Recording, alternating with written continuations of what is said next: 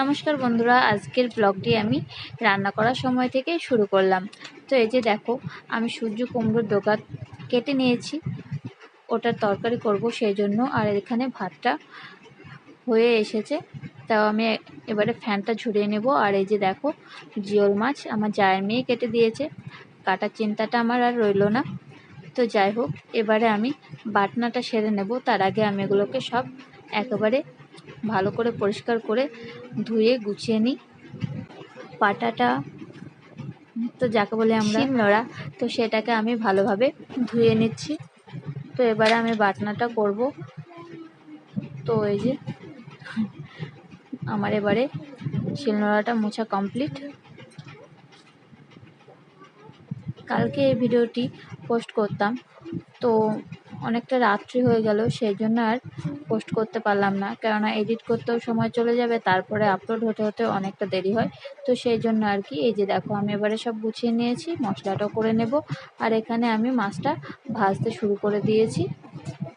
একটু দূর থেকে দেখাচ্ছি, তার কারণ জিওল মাছ ফুটে তোমরা সকলে জানো। আর এই যে এখানে আছে দেশি মুরগির ডিম, আমি সিদ্ধ বসিয়েছি, মা ছেলে মিলে খেয়ে নেব দুজনে দুটো। তারপরে এই যে জিওল মাছের ঝোলটা ফুটতে শুরু করে দিয়েছে, তো আর একটু হোক, তারপরে আমি নামিয়ে নেব। তো আর একটা সবজি করতে হবে, তো ওটা আমি ছেলেকে স্কুলে দিয়ে এসে তারপরে রান্না করব, কেননা টাইম হয়ে গেছে। আর এই যে ছেলেকে আমি এবারে খাইয়ে দিচ্ছি মাছের ঝোল ভাত দিয়ে। আর ওখানে দেখো, কাঁঠাল আর রুটি দিয়েছে ওর জেঠি, তো সেটাকে খাচ্ছে, সাথে আমিও ভাত খাইয়ে দিচ্ছি।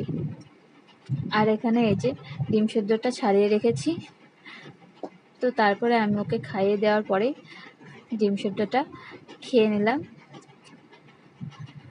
তো এমনভাবে খাচ্ছে, ঠোঁটের কাছে লেগে গেছিলো ডিমটা, তো সেই জন্য আমার ছেলে হাসছিল, আমারও হাসি পেয়ে গেছিল। তো যাই হোক বন্ধুরা, আজকের ভিডিওটি কেমন লাগলো অবশ্যই কিন্তু কমেন্ট করে জানাবে। তারপরে সন্ধ্যাবেলাতে আমি ছেলেকে বনবিটা করে দিলাম, আর ও যে এখানে পড়তে বসেছে। আর দেখো কিভাবে মশায় খেয়েছে, একদম ফুলে গেছে কপালটা 3-4 জায়গায়।